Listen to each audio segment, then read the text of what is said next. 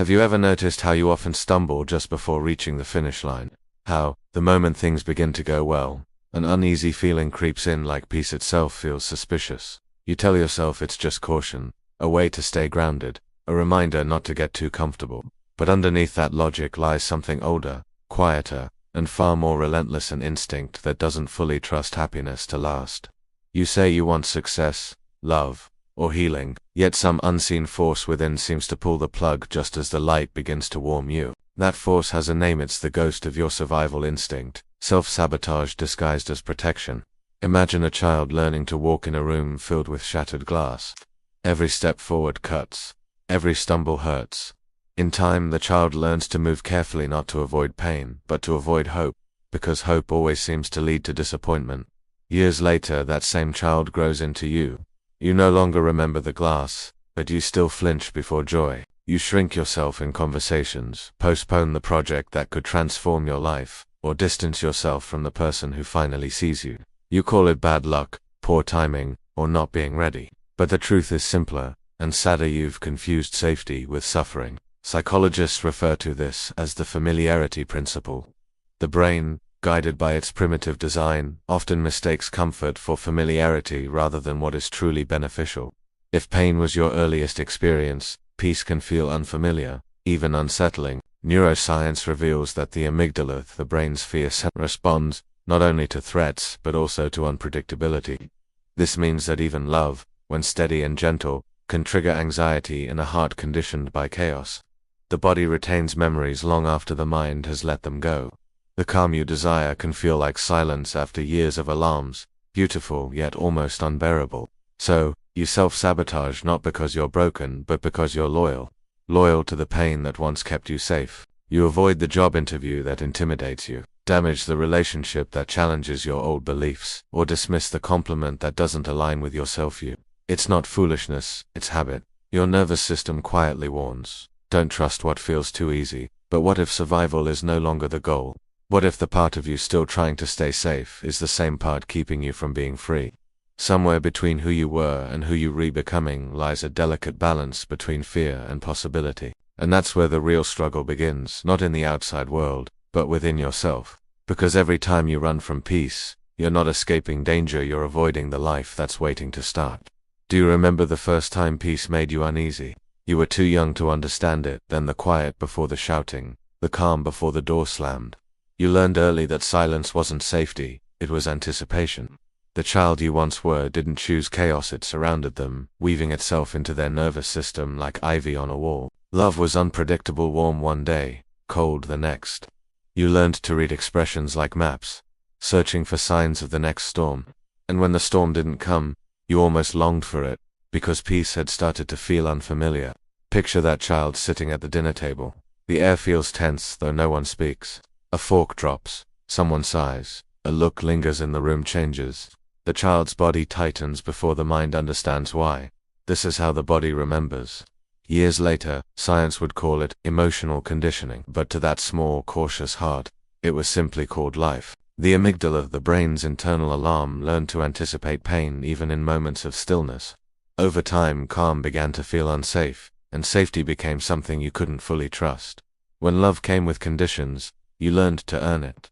When approval was uncertain, you learned to chase it. You performed, apologized, and overachieved, doing anything to prevent your fragile world from falling apart again. But no one explained that a nervous system shaped by constant tension doesn't know how to relax. You carried that pattern into adulthood like an invisible inheritance. Even after leaving the place that taught it, the lessons stayed within you.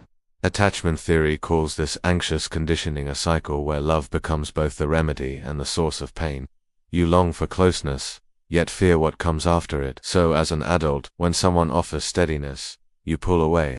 When success appears, you question it. You unconsciously recreate chaos because it feels familiar, the one environment your body knows how to survive. Self-sabotage doesn't begin as defiance, it begins as self-protection. It's the child within you, still alert, still holding their breath after every quiet moment.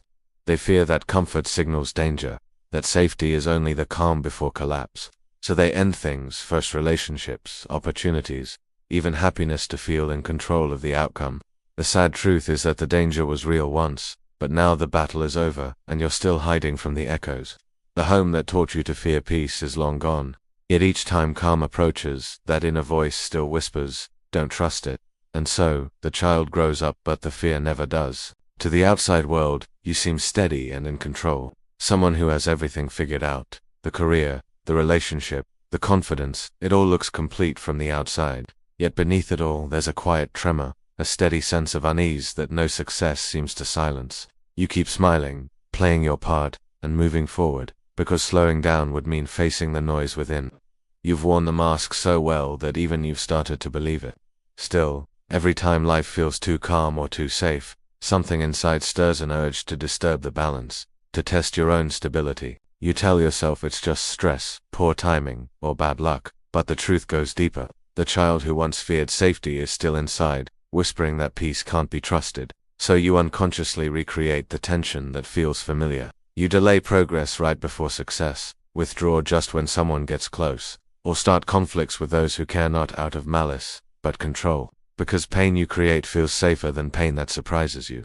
It isn't rebellion, it's repetition. A quiet ritual of building and breaking the same walls to remind yourself that you're still the one in charge. Psychologists refer to this as self-confirmation bias. The unconscious urge to repeat what feels familiar persists, even when it causes pain. A nervous system shaped by chaos keeps searching for the rhythm of instability. You begin to confuse anxiety with motivation, exhaustion with purpose, and loneliness with independence. The mask you wear becomes both protection and a cage shielding you from rejection while keeping genuine connection out. Neuroscience shows that the brain's reward system responds not only to pleasure but also to predictability, so even familiar pain can feel like home. You've learned to smile through collapse, to hold yourself together with invisible strength. But behind that composure lies fatigue, a burden of maintaining stability in a world that praises the illusion of control. You call it resilience, you call it independence, but often, it's fear of being seen without the mask, of being loved without effort. Because if people saw the turmoil beneath your calm, they might walk away. Deep down, you still believe that being left for your truth would hurt more than being praised for your performance. The real tragedy isn't failure, it's the way you sabotage peace you've already earned. You mistake it for failure, when in reality, it's nostalgia or mind, missing the chaos that once made you feel alive.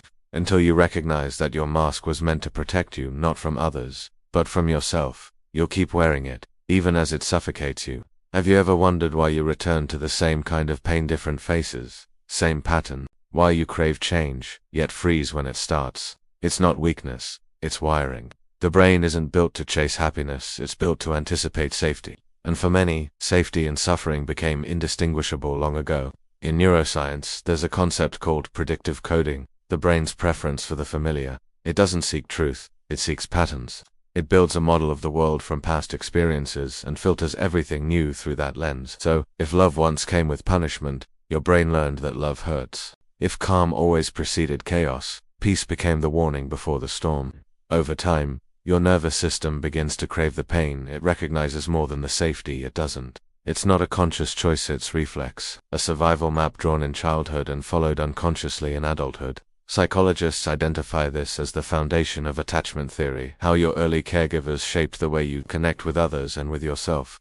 Those who were soothed learned to trust calm. Those who were ignored or shamed learned to fear it. As that child grows up, the amygdala, the brain's fear center, stays alert, confusing safety with danger. That's why you overanalyze good moments, anticipating collapse. Why you distance yourself when someone gets too close. Why peace feels suffocating when all you've known is survival. Even the brain's reward system feeds this cycle. Dopamine, the motivation chemical, rises not only with pleasure but with anticipation, especially of tension or uncertainty. That's why you might feel more alive during conflict than in calm. Why beginnings often trigger fear instead of excitement. The unknown feels more threatening than the chaos you've mastered. This is the effect of trauma. It trains the body to confuse survival with living. When the gap between who you were and who you want to be becomes unbearable, you justify the sabotage. You call it instinct, timing, or intuition, but it's really conditioning. Psychologist Martin Seligman described this as learned helplessness, the moment the mind stops believing it can break free, even when escape is possible. So, ask yourself, if your mind was trained to survive danger, how can it learn to live in peace? The answer isn't in fighting your instincts, but in retraining them, teaching your body that safety can feel familiar too. Because the same brain that once learned to fear calm can, with time and care, learn to trust it again. Why does part of you still find comfort in pain? Why does destruction feel, in some strange way, like home? You tell yourself you're tired of the hurt, of repeating cycles, yet when peace arrives, something inside retreats. You start overthinking, pushing people away, reigniting old chaos just to feel the heat of the familiar once more. It isn't logic, it's instinct. There's a subtle pull toward destruction, a dark familiarity that whispers, "At least you know how this ends." Carl Jung once wrote that the shadow, the hidden wounded side of you, doesn't only hold your darkness, it also protects it. It clings to pain because pain is predictable. It's the one constant that never leaves, the one feeling you've learned to manage. Without realizing it, you grow loyal to your suffering. You call it fate or habit, but it's really attachment to the chaos that shaped you. Healing, though beautiful, can feel like betrayal. Letting go of your wounds means releasing the version of you that survived the man that feels like loss. The strange truth about self-destruction is that it often starts with control. You end things before they end you. You leave before you're left. You ruin moments of happiness because you don't trust them to last. Psychologists call this anticipatory defense, the brain's way of minimizing loss by causing it first. It's why you might start an argument just to confirm your fear of rejection, or quit something promising so failure feels like a choice instead of punishment. It's not madness, it's mastery. The illusion of control over what you fear is inevitable. There's also dopamine in destruction, a chemical high born from chaos. Neuroscience shows that the brain rewards strong emotional reactions, even negative ones. So when you spiral or destroy what's good, your mind releases the same chemicals once used to survive danger. It feels energizing, familiar, almost alive. You mistake the adrenaline of collapse for proof of existence. After years of pain, calm can feel like erasure, and the stillness of healing can seem empty. In those quiet moments, you sense the conflict between two selves, the one that wants to rebuild, and the one terrified of who you'll become without the wreckage. You try to heal, but healing threatens the identity your pain helped create. You wear your wounds as armor, unaware they've become your cage.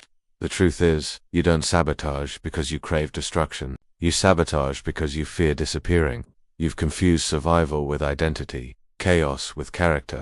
So when peace arrives, you hesitate because the person who opens that door won't be the same one who survived the fire. But maybe that's the point. Every ending the shadow fears is really the beginning of becoming. Have you noticed how society praises you most when you're quietly falling apart? They call you selfless when you neglect your needs, driven when you never rest, strong when you refuse to cry. Somewhere along the line, pain became a badge of honor. You learned to measure your worth by how much you could endure, and society applauded it. You were rewarded for self-neglect and told it was virtue. But what you were taught as goodness wasn't truth, it was compliance. From childhood you were told being good meant being agreeable, helpful, forgiving, even when it hurt. You learned that love was something earned through sacrifice, so you smiled while bleeding, said I'm fine when you weren't, and gave more even when empty. Every time you put yourself last, someone called you kind. Every time you swallowed your truth, someone called you mature. But goodness built on self-erasure isn't goodness, it's quiet, self-destruction disguised as virtue. Psychologists call this toxic altruism, when the need to be liked outweighs the need to be whole. Research on social approval shows that the brain releases dopamine when praised for empathy or sacrifice. That chemical reward traps you in a cycle. Neglect yourself, get validated, repeat. It's why burnout feels like purpose and boundaries feel like guilt. You've been conditioned to confuse exhaustion with excellence. And society doesn't just allow it, it depends on it. Workplaces glorify overwork, relationships reward self-sacrifice, and culture romanticizes the broken. Movies, religion, and media all reinforce the same idea. The purest souls are those who give until nothing is left. But here's the truth, the system doesn't celebrate balance, it celebrates burnout. A person who burns for everyone else eventually becomes smoke, and society loves smoke because it's beautiful, fleeting, and silent. You start to realize the label good person was never meant to free you, it was meant to control you. Every yes that went against your instinct was a small act of self-betrayal disguised as grace. With each unnecessary sacrifice, you gave away another piece of the self you were meant to protect. Kindness isn't wrong, but you were never taught where to direct it. True goodness isn't setting yourself on fire to keep others warm. because warmth means nothing if it costs you your soul. The world teaches you to burn beautifully and then praises the ashes. Eventually, the chaos that once kept you alive begins to suffocate you. The patterns that once protected you start to pull you under like waves that no longer care if you resurface. You begin to see the trail on finished dreams, broken promises, relationships that failed not because they were wrong, but because they were real. You tell yourself it's bad luck, poor timing, or that people changed. But deep down, you know the truth. You were the one who left first. You struck the match every time peace began to settle. There's a quiet loneliness in repeatedly betraying yourself. It's not dramatic, it's the subtle ache that lingers between accomplishments. You achieve what you wanted, the job, the relationship, the recognition, but instead of joy, there's tension. The mind resumes its ritual of sabotage, whispering, "You don't deserve this," and before long, you make that whisper true. You retreat, delay, destroy, not because you want to fail, but because failure feels safe. Success feels foreign, and therefore dangerous. Neuroscientists call this emotional incongruence, when your inner world rejects what your outer world provides. The nervous system clings to the discomfort it knows, mistaking familiarity for safety. It's a different kind of exhaustion, the weariness that comes from living two lives at once. The smile appears genuine, but the eyes tell another story. You give advice you can't apply, speak of healing you haven't yet felt. You've become fluent in pretending, and each relapse, each quiet collapse, reinforces the belief that you're beyond repair. Psychologists call this learned helplessness, quiet surrender formed when pain feels endless and change seems impossible. The more often you fall, the more you begin to expect it. Soon, self-sabotage isn't just a behavior, it becomes part of who you think you are. The cost isn't measured in money or moments, but in slow erosion of self. Every time you promise improvement and fail to deliver, a small part of you fades. You stop believing your own apologies. You start to fear your potential because every attempt at growth has ended in disappointment. That fear hardens into shame, and shame becomes heavy, an invisible burden carried in your posture, your breathing, your silence. And yet, even in this darkness, there's truth. Pain doesn't repeat itself to punish you, it repeats to be acknowledged. The cycle endures because the child within still believes chaos equals safety. But every pattern can be broken once you re-brave enough to face the part of you that created it. There comes a moment when you finally grow tired of running not from others, but from yourself. The chaos that once felt like oxygen begins to feel suffocating. You start to wonder if there is another way to exist, one that doesn't depend on crisis to feel alive. And change doesn't arrive as a grand transformation. It starts with a quiet choice to stay. To stay when silence feels too loud. To stay when peace feels untrustworthy. To stay when the old urge to destroy whispers again. Healing doesn't crash in like a storm, it enters slowly, like morning light. Neuroscience calls this neuroplasticity, the brain's ability to reshape itself through repetition. Each time you choose awareness over avoidance, each time you breathe through discomfort instead of running, your mind redraws its inner map. You begin teaching your nervous system a new language, one where calm doesn't mean danger. This is how self-reprogramming begins, not through force, but through gentle persistence. You might sit at a desk, staring at a blank page, trying to write what you feel but unsure where to start. You might pause before sending a message, realizing you no longer need to chase validation. Or you might finally cry, not out of weakness, but because your body has waited years to exhale. These small, quiet moments are revolutions unseen. Psychology calls it self-trust, restoration, the process of proving through consistent action that you are no longer your own enemy. As you begin to nurture the neglected parts of yourself, you realize that discipline isn't punishment, it's protection. That boundaries aren't barriers, they're doors you choose when to open. Your nervous system, once addicted to survival, begins to learn that stillness is safe. You'll relapse, you'll fall back, but every return to awareness weakens the old pattern. Healing isn't a straight line, it's a spiral, bringing you higher even when it feels like repetition. One day, silence won't scare you anymore, calm won't feel like waiting for disaster, and you'll finally see something sacred. The monster you've been running from wasn't trying to kill you, it was trying to protect you. Healing begins the moment you stop fleeing from quiet, because in that quiet, you finally hear the voice you've been missing, your own. There comes a day when you stop asking, "What's wrong with me?" and start whispering, "What happened to me?" It's a small shift, but it changes everything. You start to see that your destruction wasn't senseless, it was sacred. Every fall held meaning. Every broken piece led you back to the part of yourself you had abandoned long ago. For years, you mistook survival for failure and chaos for weakness. But the truth is simply you were never trying to destroy your life. You were trying to feel safe in a world that taught you fear was the only lasting safety. When you look in the mirror now, you might still see the ruins, the relationships lost, the dreams postponed, the past versions of you that didn't survive. But if you look closer, you'll see something else: new growth, pushing through the cracks. Like green shoots breaking through burned soil, life always returns. Psychology calls this post-traumatic growth, the mind's ability to find meaning in pain, to rebuild identity from ashes. Your brain, once wired for threat, begins to rewire itself for peace. What once looked like chaos now reveals a pattern. What once felt like punishment starts to resemble a lesson. There's an old myth about the phoenix, a bird that burns only to rise again, stronger and brighter. But people forget the phoenix doesn't fear the fire.